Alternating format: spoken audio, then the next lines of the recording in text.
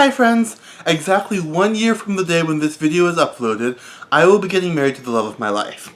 So in this video, I want to take a moment to share some of my thoughts about the process, about the feelings, and about everything that goes into making a wedding happen.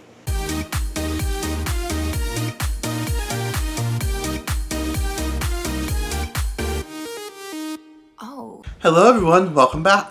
My name is Maddie, and here on this channel we make videos about LGBT issues, mental health, and anything else we think is relevant and exciting.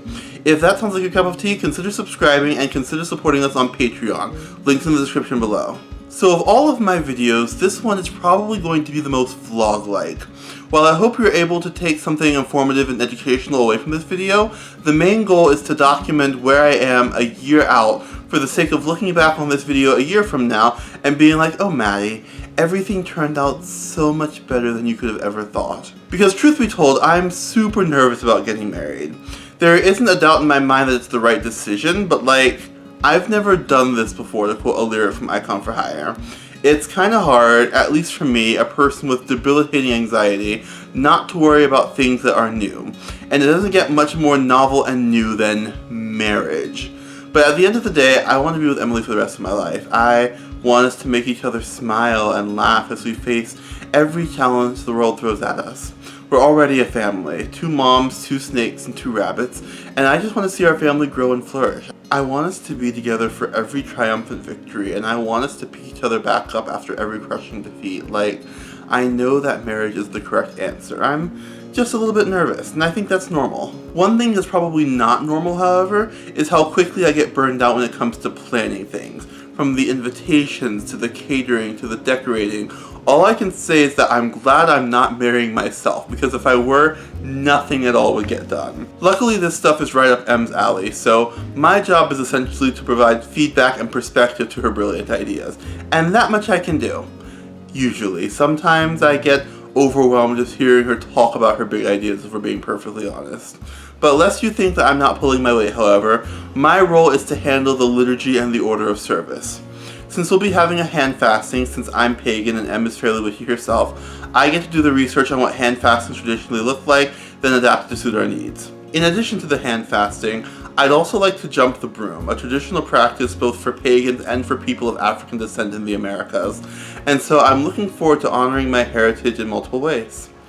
And with regard to the spiritual element of weddings, I think I may have found it efficient to do our wedding.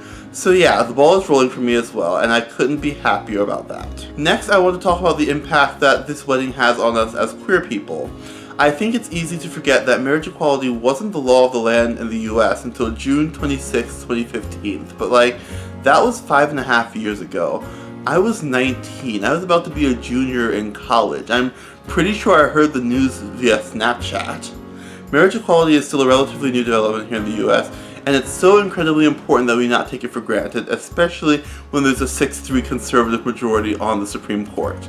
The day Amy Coney Barrett became Justice Barrett, Emily and I called her mom and told her that we were going to get courthouse married before the Supreme Court could think about taking our rights away. And to be clear, that's still the plan. If the winds change between now and a year from now, we're going to the nearest courthouse and getting married. Justice Barrett said that she wouldn't come for Obergefell v. Hodges, but she also said that she wouldn't come for Roe v. Wade, and the fiasco in Texas shows how well that's going.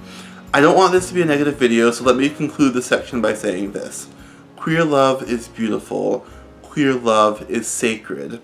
And the sooner everyone realizes this simple truth, the better we'll all be for it. And lastly, I want to turn our attention to the impact that OSDD has on us getting married.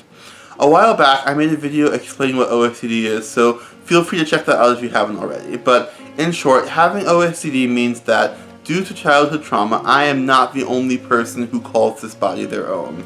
As far as I know, I'm one of 40+ alters in this system of unique individuals. I'm just the one who most people know and interact with most often. I'm also the only alter who's in a relationship with Emily, so when we get married, it'll just be the 2 of us getting married, not all of us. That being said, that doesn't mean I'm the only alter in the system that we want to be involved in the wedding. Emily and Natalie are besties, and Emily has told me on more than one occasion that she wishes that Natalie could be in her wedding party, but she can't be. Because I'll be fronting for the wedding, I hope, and if I'm standing in front of Emily saying I do, Natalie can't stand behind Em as one of her bridesmaids. Along that same vein, I think Amelia would be an absolutely adorable flower girl, but she would be using this body to do it, and that would probably be confusing and disorienting to everyone there, which, to be fair, it's our wedding, so we can technically do what we want. It doesn't have to make sense to everyone else. But personally, I don't think it would work out if for no other reason than the fact that we can't switch on command. Even with trigger songs, songs that pull certain altars closer to the front, not every altar has a trigger song, and trigger songs don't always work. Also, important fact, I don't have a trigger song, so you can see how that might be potentially problematic on my wedding day when I'm supposed to be the one fronting for the main event. So yeah, it's a bit complicated. At the end of the day, we've agreed that I'll be fronting for the wedding, but maybe we'll incorporate some trigger songs into the playlist during the reception so that as many altars as possible can have a good time at the wedding. I don't know, we'll have to figure something out. But yeah, it's definitely an interesting disorder to try to plan around, and if you're a system who has experience with wedding day shenanigans, I'd love to know how you did it. Anyway, that's all for this video. If you enjoyed this video, don't forget to like, comment, and subscribe for more content just like this. Also, if you want to support the work we do on this channel, please consider supporting us on Patreon, links in the description below. But most importantly, remember that you're wonderful, and that the world is a better place because you're in it. And as always, thank you so much for watching, and I'll see you in the next video. Bye!